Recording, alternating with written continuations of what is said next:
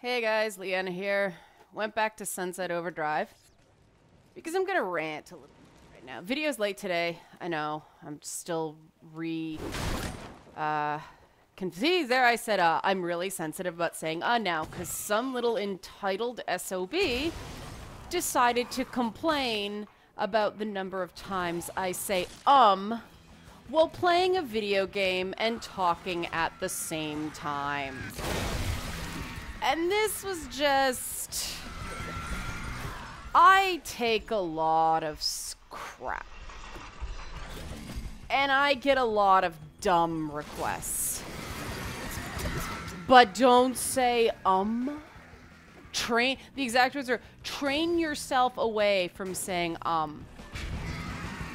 Poppet, I'm a professional broadcaster.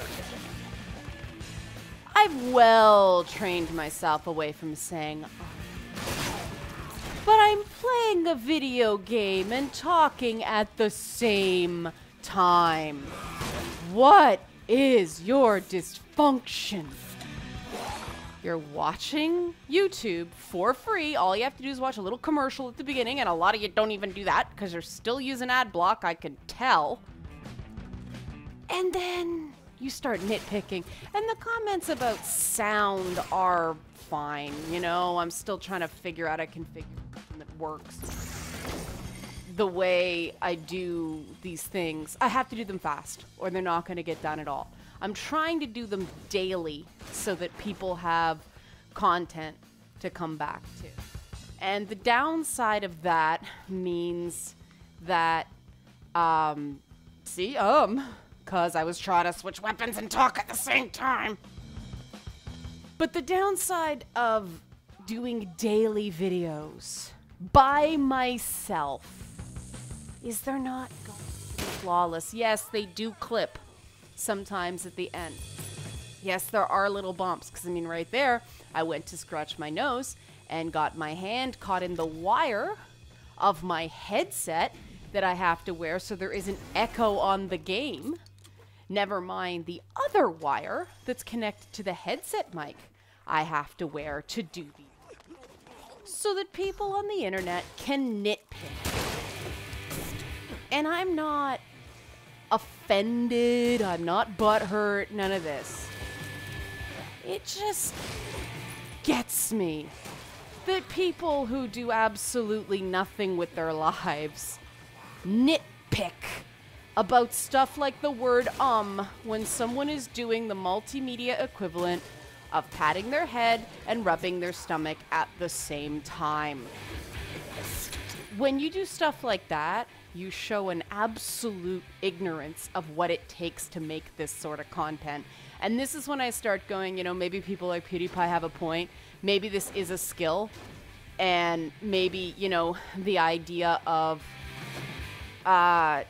taking the video game makers taking a hefty chunk of revenues from their games from YouTubers is maybe missing the point.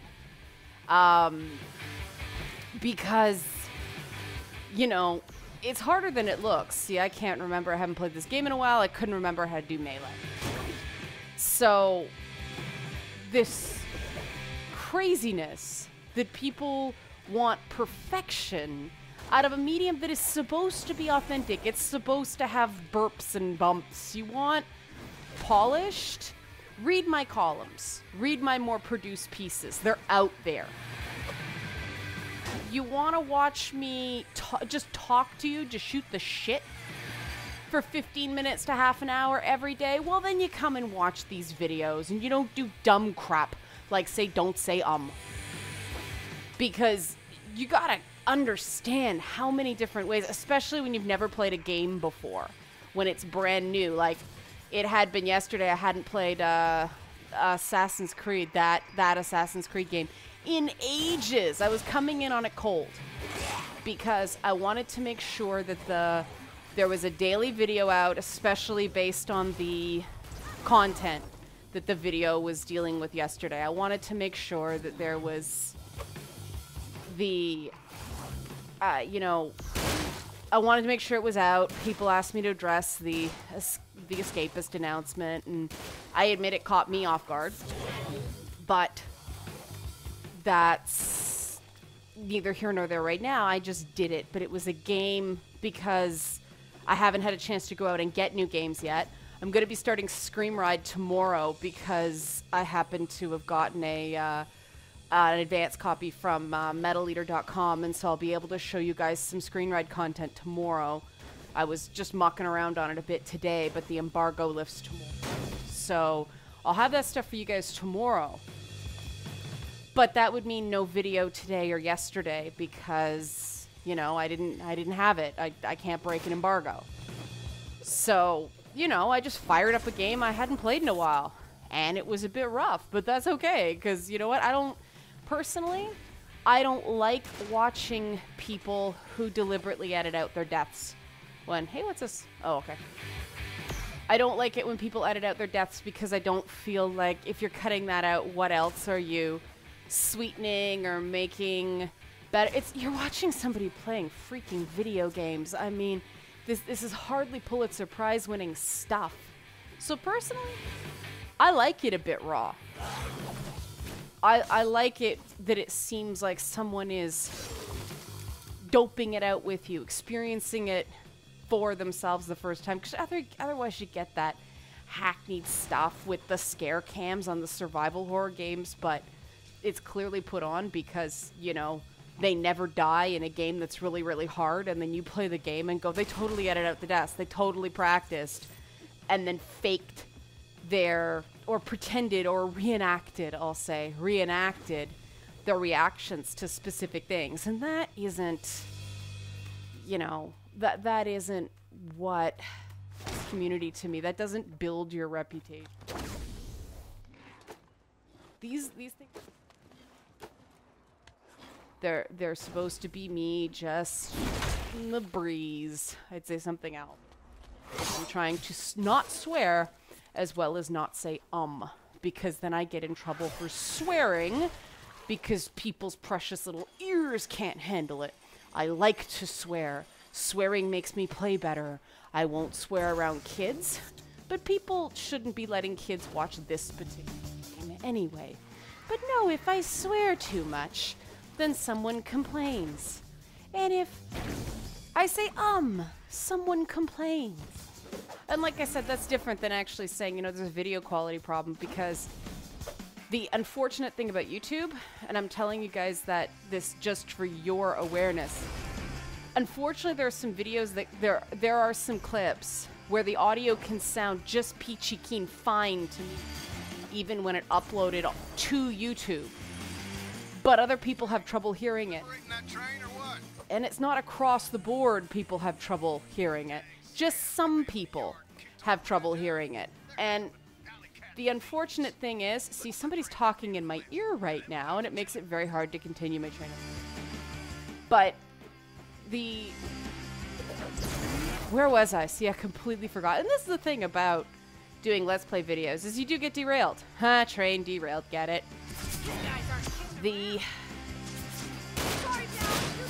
And the problem is if you don't say you get this dead air. That's fine for news, because news likes pauses. But gaming doesn't. And the, you know, first rule of gaming is be good, don't die. So your primary focus should be on the game, because nobody likes to see somebody suck at a game. People want to watch people who have a passing ability, not the greatest gamer in the world, God knows I'm not. But they want somebody who has a relative proficiency in video games in general, so you can get a first impression without it, you know, being mega deaths all the time. But it's crazy that people are so picky about free daily content. And then I start getting really worried that people actually don't understand the media they're consuming. And if I can do one thing in this life, it would be nice if it could be to create a better understanding of the media that people consume. And that's not always completely possible, because a lot of companies don't like you discussing the Nobody controls this but me. and, you know, obviously the content developers. But I can talk to you guys about what I'm doing here. I can talk about my process. I can't speak for anyone else. But I do this because this is speaking for me, and I'm not gag ordered by, you know, a corporation or a broadcaster or a content provider or whatever, because, you know, there are contracts and there are reasons. People don't like, sorry. People don't like when they work with a company, they want their behind closed door stuff to say behind closed doors. You have to show you can keep your mouth shut so they can trust you, and you're not gonna suddenly boot to the competitor for more money. And that is the reality of working in media nowadays, because people do. It's unfortunate that a relative few dickwads ruin it for other people, but that is the reality, and so you have to know when it's not worth saying something, even if it's true, even if it's 100% factual, and even though it's not going to hurt anybody. I mean, there was a situation last night where somebody was telling garbage about me as usual, and it was somebody who should have known better. It was another creator, it was a developer, and they should freaking know better. But they didn't, and they shot their mouth off, and it was something that was provably false. But it was something that, in order to prove it, would mean violating a non-disclosure agreement. And so you have to pick the lesser of two evils in those situations, because, okay, a few people on the internet may think I'm scum, or I'm a bimbo more. I'm jealous, essentially, because of what this guy wrote on his personal blog. But that's not as bad as a company that gives me money, thinking they can't trust me with confidential information, and that I don't respect the contracts I sign. And the interesting thing about contracts is that, see, not saying is stilted in this format. Screw you, person, but I'm doing it to show you I can do it. I'm a well-trained young lady. I'm perfectly capable of not saying when I think about it. This just isn't the place or time, you arrogant little dipshit. I can't not swear. I cannot say but I can't not swear. And so it's these series of choices that every creator has to make, and there's no golden formula. I mean, when I used to work in TV,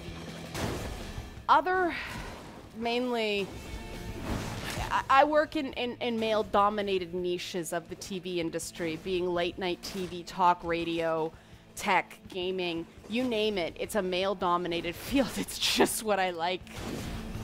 So there were a lot of things where the stuff that worked for my male colleagues weren't things I could replicate, and that's not necessarily because they're male, although obviously that informs what you can get away with, but it was also because they were different personalities. The color of your hair matters. The color of your skin matters, unfortunately, in media. Media's racist in ways you could not possibly comprehend. And that's, you know, anybody who works behind the scenes long enough, it's not even a question. It's, yeah, media's racist. So, and obviously it's not as racist as it once was, because we're getting more people of color on screen, but there's fewer and fewer people of color as producers. And so one of the things I started building in my career is a sense of authenticity. I am very, very hesitant to bullshit in any way at all. And I think bullshitting also includes talking like a news broadcaster when I'm doing a fucking video game Let's Play. So I deliberately don't do my broadcaster training and enunciate and talk like a news organization and that combination of serious smileys that they like when you're reading the news. Because I'm not reading the news, I'm playing a fucking game. And that's the thing. That people would rather, I have found, my audience and the people I like being my audience, would rather me be a little rough around the edges and make me and seem like a real person than feel like I'm BSing them, covering things up, only putting those, you know, top-down duck face selfies up. You know, every picture has to be smoking hot, fully made up, hair extensions, push-up bra, the whole thing. No, I don't do that. I don't do that because I don't have to do that. I do that because I do know, you know, I don't do that because I do know what I'm talking about. And I do have a modicum of skill that I can apply. So, you know, I prefer to let the warts show. I prefer to let the seams show. Because my thinking is that means people know this is me. This is me, faults and all. When I feel like I've screwed up, when I feel like I didn't consider something, I'll say so. And I'll apologize when I feel it's warranted. I won't apologize just for political reasons.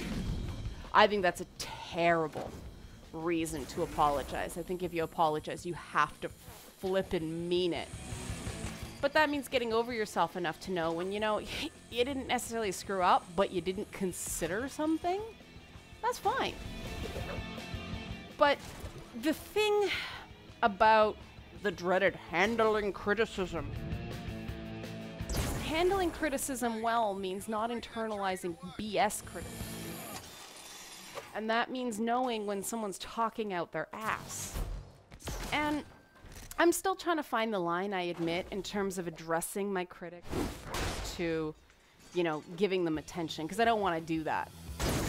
But I err on the side of addressing it because too many people in gaming aren't now. And I kind of want to set an example of, I saw what you said, and you didn't necessarily come at me to have a discussion. You sniped on the internet.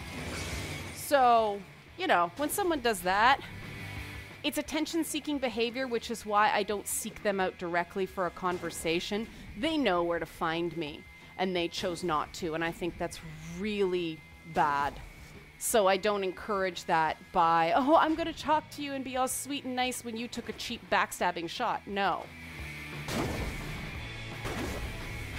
What I will do is I will address the comments. I won't name the person, because that's not important.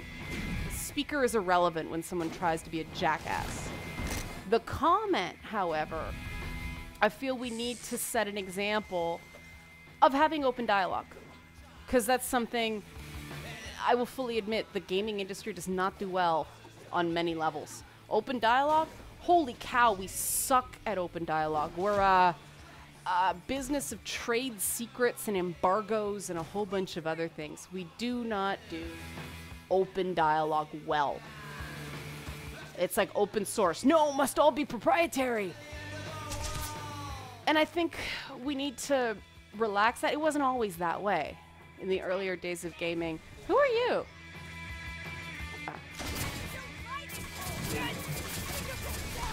Oh, I got the wrong gun again.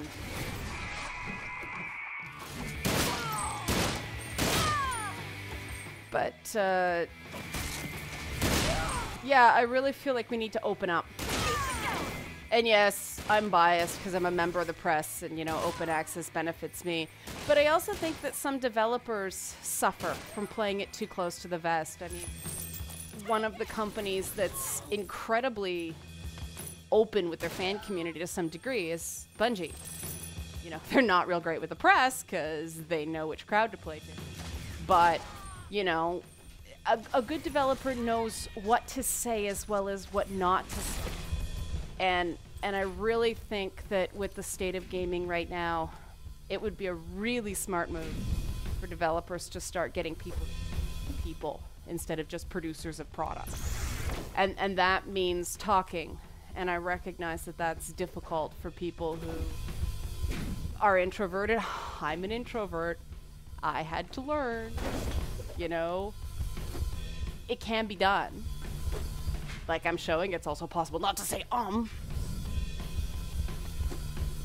but it can be done. I had to learn. I was painfully when I was younger. I still am. I still have my days, especially when I have to do 5-day shows. And you know, it's my feet hurt, my back hurts, and all that stuff. And, you know, you have to be up 3 hours earlier than any of the guys because of hair and makeup and all that stuff that unfortunately matters to a woman in the media when a guy can show up at a game show in jeans and a t-shirt he got handed for free yesterday, and no one says that's unprofessional. So it is what it is, but I definitely think we have to start showing the seams and showing the warts, and you know, that doesn't mean completely sandbag and override the marketing department. Certainly not. It just means that I find that gamers reward developers they can peg as people. And obviously, yes, we're talking about the hardcores, the person who just, you know, buys an Xbox game because they saw a TV ad. No, that's not who we're catering to. But let's face it, those games don't need the help. Those games have massive marketing. And especially in new IPs, the success of the game has a lot more to do with it looking pretty, which is why I don't think that game reviews should focus on graphics so much. People can see graphics. It's right indie commercial. What things should be focusing on are the intent. And I think that because otherwise, I mean, people buy games just based on marketing, and if press coverage is just an extension of the marketing, well, what's the point? You can watch a commercial, it's better produced, it's less cranky, it's more fun. And the job of a good games personality or good games thinker, I don't like saying journalist or writer because more and more it's not that. You can't be a journalist when you can't get access to report the story, period. And that's a huge problem right now in games, which is what I was talking about, access. But I think it's also just even when these companies are going direct to the fans, this stuff's so trite and clearly done by, you know, a marketing company with a specialty in EPKs. I've helped advise marketing companies on pitches for certain games. A friend of mine worked for the company that was bidding on the Need for Speed film. They didn't get it, which probably wasn't a bad thing. But they come to people and go, what are the gamers like? And then they exploit that. But they usually go with the most pitch out there. Hollywood's full. But, you know, a game like Sunset Overdrive, they have this really cool, and none's anywhere in the vicinity right now, but they have this thing called Sunset TV, and it is made of screwing around. It is so well done. But Insomniac is a very accessible company in this way. Whenever I interview Marcus Smith, he's a human being. He's not just on the stump speech. He's very honest about the thinking that went into the game. He's very approachable, all that good stuff, and that benefits him in my mind. I go back and go, okay, I know him enough to know he was dodging me on that question, but he was pretty cool on another one. So overall, I can trust what he's saying, and it allows me to get more excited about game products. When everything's done by marketing reps and stuffed shirts, you don't get that. And more as games try to suck every cent out, they're not sending the devs out as often. I mean, the Evolve launch in Toronto, no dev. Toronto's a major gaming city. They did an event, but there was no dev. Money. And there's a definite money squeeze in gaming, and I think that can be overcome by authenticity, because you don't need to fly people out anymore. Skype solves that problem for you, right? So hopefully this has proved that my style choices when it comes to games with the ums are not a lack of skill, which people love to say you should train yourself. No, asshole, I trained myself out of it. Because gamers want to hear like they're talking to real people, not a freaking newsing. But I hope it shows that I can do it. I can be an erudite and proper miss. And I just choose not to, because I prefer being an asshole with you guys, because I'm a freaking gamer. So that's that. And I also find the pauses they teach you to do instead of saying I'm really stilted in this. And I'm not playing as well because I'm focusing more on what I say, which sucks. Games first, gamer first. So that's my little rant there on authenticity and removing the gloss from Let's Play videos. Seriously, guys, if you don't think I have both broadcaster and gamer credit at this point, that's on you, not me at this point. I've got enough of a track record. I've got a 10-year track record, body of work. And there's at least a paper trail going back at least 6 years. You know, big articles going back to 2012. So I should be past having to quote-unquote prove myself. It's not proving myself. It's people shooting their mouths off. And I'm getting really tired of it simply because it's not just happening to me, it's happening to awesome people who don't have the insulation I do of a lengthy career. And people are just counting her out before she starts, and that's wrong. Because if you've read her stuff, the thing I love about her stuff, she doesn't pull punches and it's from the heart. There's a delightful self-awareness in her blogging that I'm really looking forward to seeing in a more. And that's what I think she brings to it. And I mean, Brandon, the other person everybody's dumping on right now, he's got this Texas swagger, you know? And that's cool. There's a place for that. You know, we need a bit of the Southwest in gaming. Get the Bay Area out, right? There should be different kinds of gaming. I'm all good with redneck gaming. I mean, God, rednecks are such a major part of zombies. You should be able to have a perspective. I'm not saying Brandon's a redneck, obviously not, right? But the stuff they're saying about him and his positions, it's hyperbole. And I can't help but think it's deliberate hyperbole. Because talk to him, have a 5-minute conversation with him, you find out the guy is not. And I haven't had as much back and forth with him as I have with Liz. Because Brandon's not part of the ginger hive mind. That was a joke.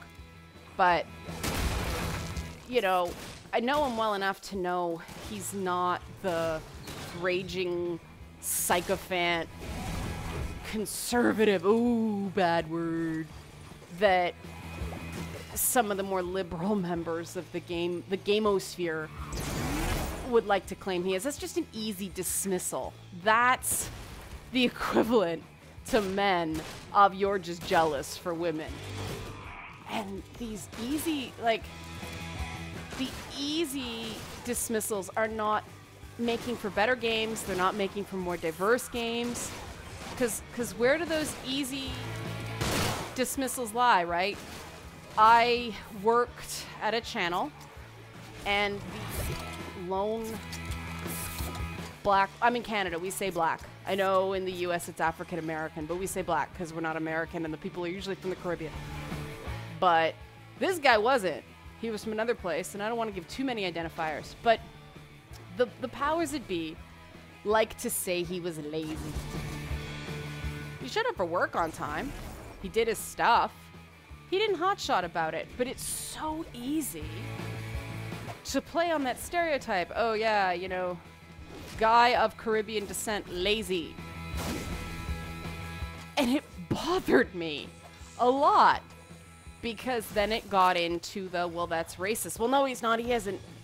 That's an impossible thing. Get your way out of. It just gets ugly at that point. The minute you start labeling that way, it just...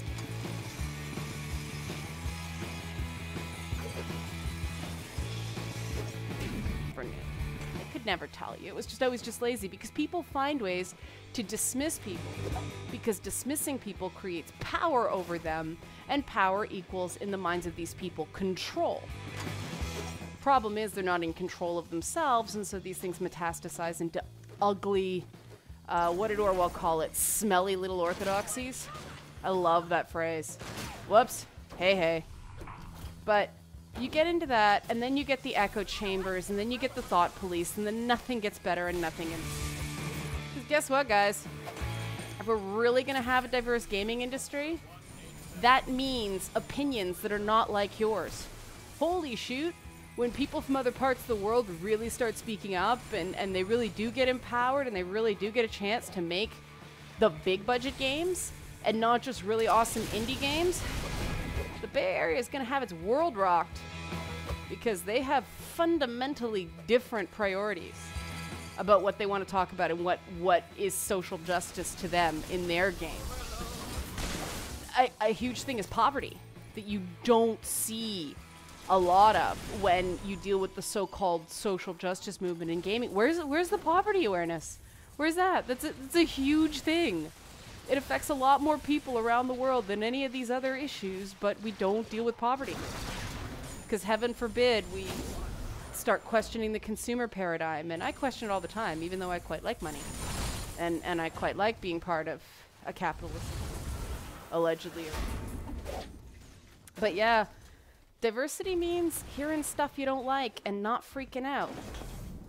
So that's my message. Without a lot of ums. Ya freak. I'll sign off now, but I have to wait a really long time so the audio doesn't clip. So I'm just gonna fade off into the sunset right now and play for a little bit because the capture card does cut off. And so you're just gonna see the soothing tones of ODs for a while. We fade off.